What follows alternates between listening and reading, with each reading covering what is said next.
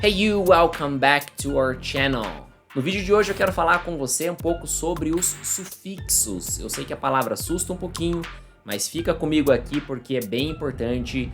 Além de não ser muito difícil, mas é, como eu disse, importante fazer a revisão.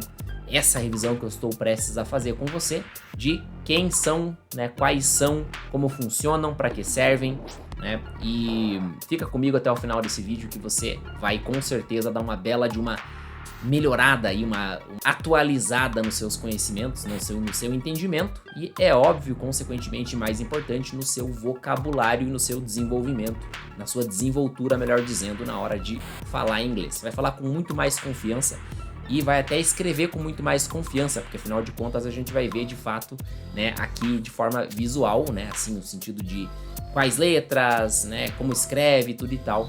Então, os dois lados aí, escrita e fala, né, os dois lados ativos da comunicação vão sair muito beneficiados aí se você ficar comigo até o final desse vídeo.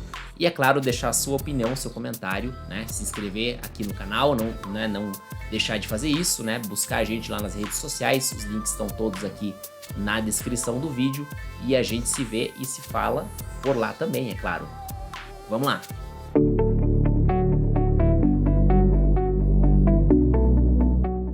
Bom, começando com um resumo então estrutural, os sufixos são aquelas letrinhas, né, digamos assim, não vou nem falar sílabas, em alguns casos não é nem o caso, mas são letrinhas que a gente adiciona no final de uma palavra para fazer algum tipo de câmbio, de mudança, de adição no sentido original da palavra ou até para dar uma ênfase no sentido original da palavra. Então, em resumo, eles vão vir para cumprir três funções: formar novas palavras, alterar a classe gramatical, ou seja, a função, né, a maneira que você usa uma palavra na frase, já vamos ver os exemplos, ou até, e o mais interessante, mais importante da gente ficar atentos em relação a isso, mudar o significado de uma palavra.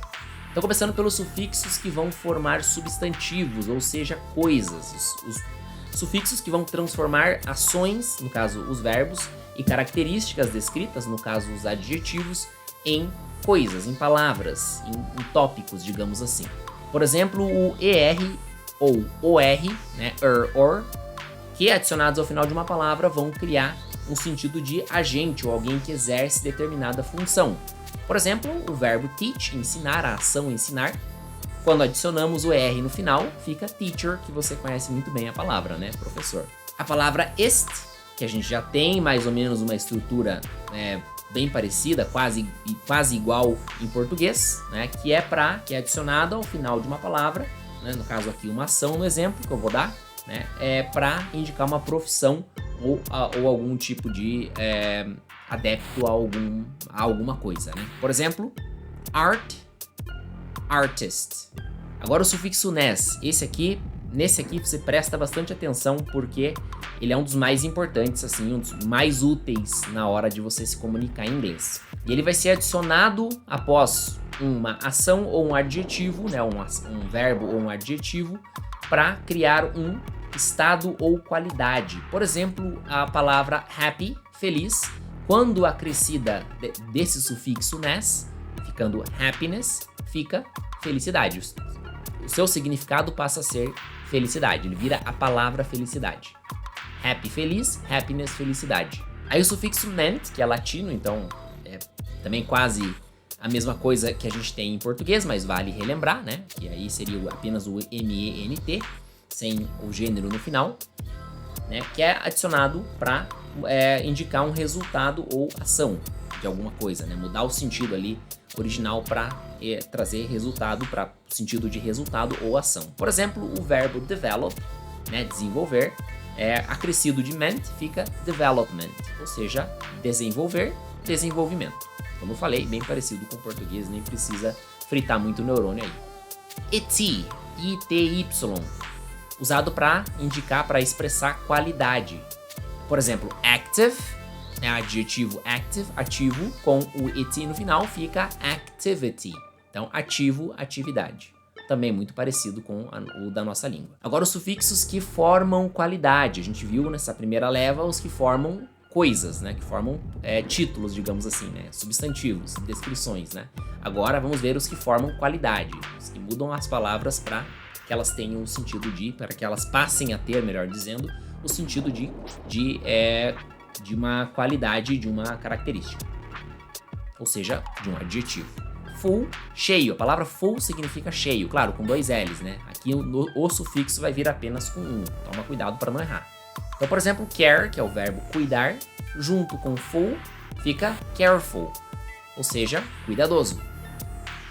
Da mesma forma que beauty, né, o adjetivo beleza, junto com full, fica beautiful. Em escala igual de importância, mas num espectro, melhor dizendo, oposto, o sufixo less, que é basicamente um oposto do full que a gente acabou de ver.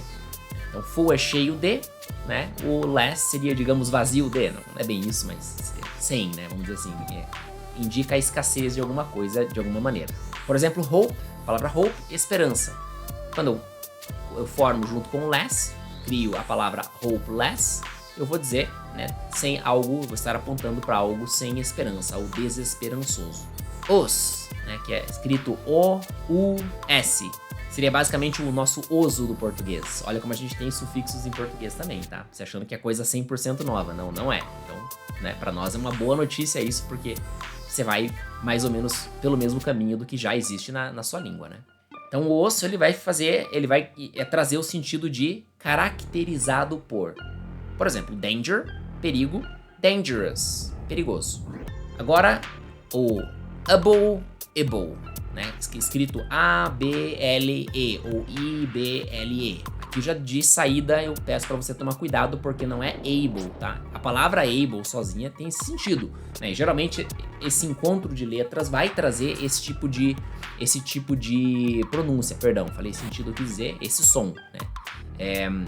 Mas em inglês, nesse sentido aqui de sufixo em inglês, ele não vai trazer a sonoridade de able, como na palavra able, apto a, e também na palavra table, que acho que é a que mais ajuda a levar a esse tipo de erro, por conta de ser uma das primeiras palavras que a gente aprende, né? O que a gente tem em português, só para, dar o paralelo, né, é o nosso ável, ível, úvel. Então, palavras como responsável, né, descartável.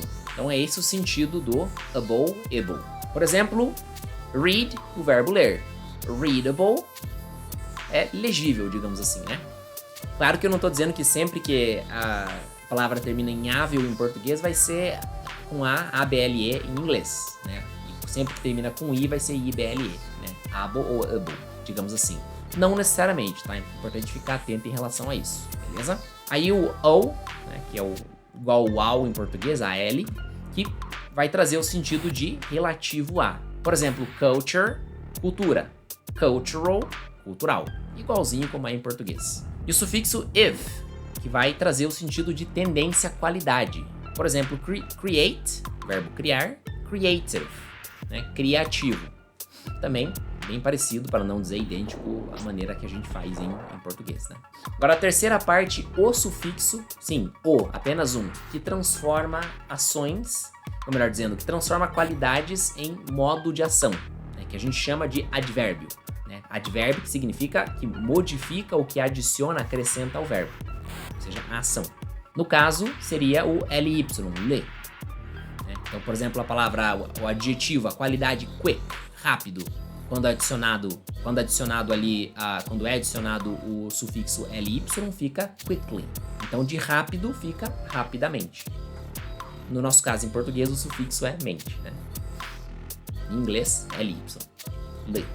E esse é um dos mais importantes, tá? É um dos que eu mais recomendo que você pratique, beleza? E por último, mas não menos importante, os sufixos que vão transformar coisas, qualidades em ações. Começando pelo ISE, né, IZE, nos Estados Unidos, e ISE, nos demais, né, nos países relacionados aí ao Reino Unido, né, no próprio Reino Unido, evidentemente, mas nos demais países do Reino Unido e outros países africanos aí que falam inglês, né, a gente tem IESE. Dá no mesmo, é só uma diferenciação de escrita mesmo. Então esse ISE, no caso, por exemplo, modern, né, moderno, modernize, então modernizar, então tá criando a ação, né, de tornar moderno. Então esse é um lado mais latino da coisa, né? Por isso que a gente fala igualzinho em português, né? Moderno, modernizar. Agora do outro lado, né? Não sei se você vai lembrar de alguma das minhas aulas ou de algum dos vídeos aqui, o inglês é composto por metade, digamos assim, duas cabeças, digamos assim, né? A cabeça latina, que veio influência das línguas latinas, do francês, latim, enfim, e o lado anglo-saxônico, né? Que é esse lado mais difícil para nós, digamos assim, pelo menos no começo. Então, isso não soa parecido, ou melhor dizendo, soa bem diferente do que as palavras vão soar na nossa língua, no caso português, né? Então, para esse lado aqui, a gente tem, de formar verbos, o sufixo en, en. Então, por exemplo, a palavra, o adjetivo, a qualidade dark, escuro. Quando eu adiciono en, fica darken, né? Aí eu estou criando a ação, o verbo de escurecer. É claro que para cada um desses sufixos que eu trago aqui, existem mais exemplos. Eu fiz uma listinha, vou deixar linkada aqui com o vídeo em algum lugar na descrição. E peço que você, ou sugiro que você dê uma olhadinha lá e pratique, né? Principalmente aqueles que eu dei ênfase aqui, beleza? Isso vai com certeza fazer a diferença na tua comunicação, na tua habilidade de se expressar, seja falando, como eu já disse antes, ou também escrevendo. E é isso por esse vídeo, espero que ele tenha te ajudado. Se sim, curta, compartilhe por favor esse vídeo com algum amigo que você sabe ou acha que vai se beneficiar também. E não se esqueça de comentar aqui embaixo o que você achou e buscar a gente nas mídias sociais e estaremos de braços abertos para te receber e falar com você. Por hoje é tudo, nos vemos no próximo vídeo aqui mesmo nesse canal. See you later, bye!